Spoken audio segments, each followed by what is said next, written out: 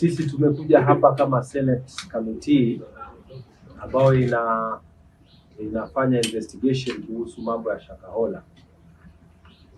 Ijumaa iliyopita tulikuwa na mkutano Nairobi, na kati ya wale watu ambao walifika pale kulikuwa DCI, walikuja pia Pastor Ezekiel wa New Life Center, na wote wawili hawa walituita kwamba tukipata nafasi tuwatembelee ili yale mambo yaliyozungumzwa kule tuyaonee sisi wenyewe kwa macho, na tukiwa tunaandika ripoti tusiandike ripoti bila kuona yale mambo ambayo tuliyazungumza pale. Kwa hivyo kamati ikaamua ya kwamba siku ya Jumatatu tutafika hapa New Life Center tujionee wenyewe, kizungu anaita fact finding mission. Alafu Jumanne kesho mchana tukipata nafasi tuende pia DCI headquarters. Kwa hivyo hiyo ndiyo kazi ambayo imetuleta hapa. Kati ya masuala ambayo yalikuwa yametajwa wakati kulikuwa na accusations ya kwamba hapa katika kanisa la huyu pastor kuna makaburi, na tumeangalia allegation nyingine tuliambiwa kuna mortuary, tumeangalia. Tumeambiwa kuna allegation pia kuna hospitali, tumeangalia. Mambo haya tumeangalia kwamba ni mortuary, tuliona kwamba ni mahali ya distribution ya stima, na sisi tumeangalia pale tuliambiwa ni makaburi, tumeona kwamba ni mahali ambapo ni construction site. Kwa hivyo kuna mambo kadha wa kadha ambayo tulitaka kuyajua, na pia tulimhoji pastor kufafanua mambo kadha wa kadha ambayo pengine alikuwa hayako clear kwa hii kamati. Kwa hivyo sisi tunaondoka hapa tukiwa tumeona yote yaliyotuleta hapa. Tumetosheka na jambo moja, ya kwamba hatukufichwa.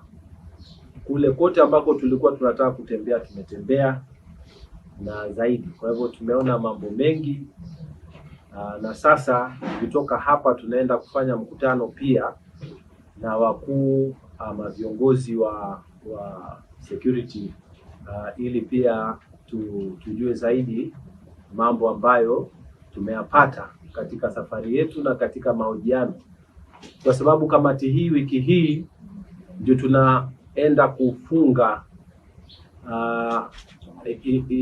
kutamatisha investigation zetu zote, na tutaweka hii ripoti yetu kamili siku ya Alhamisi.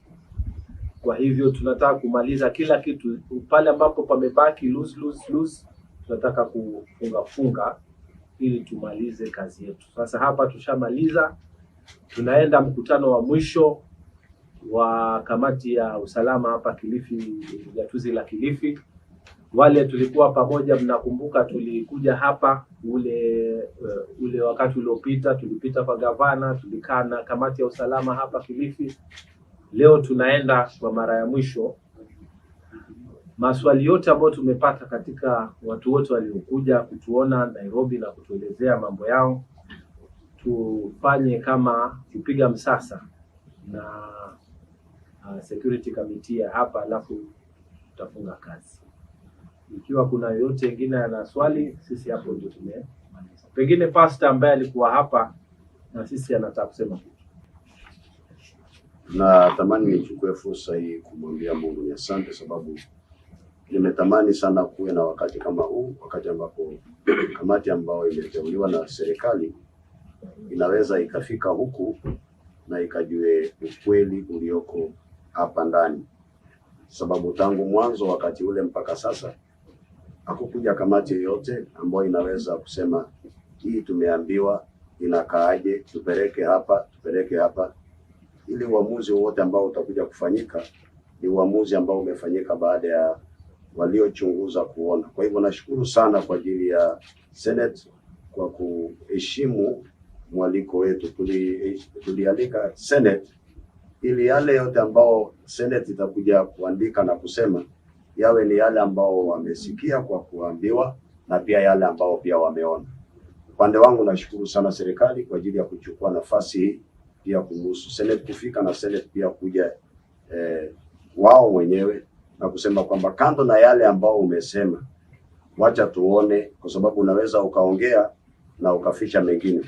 Kwa hivyo yote ambayo wameangalia na wamechunguza watayaweka wazi kwa nchi nzima, kwa raia nzima, kwa raia wote, kila mmoja akaweze kujua ukweli.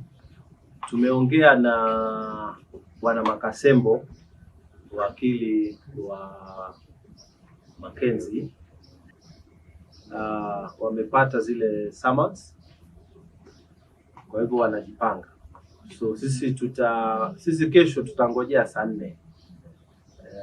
Alafu tuna imani ya kwamba watapata nafasi wafiki.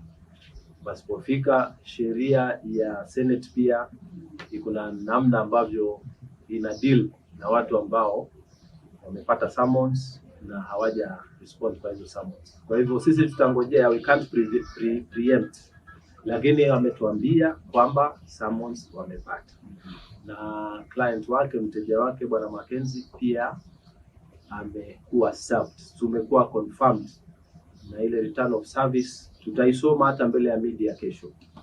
Kwa hivyo zaidi ya hapo hakuna cha ziada.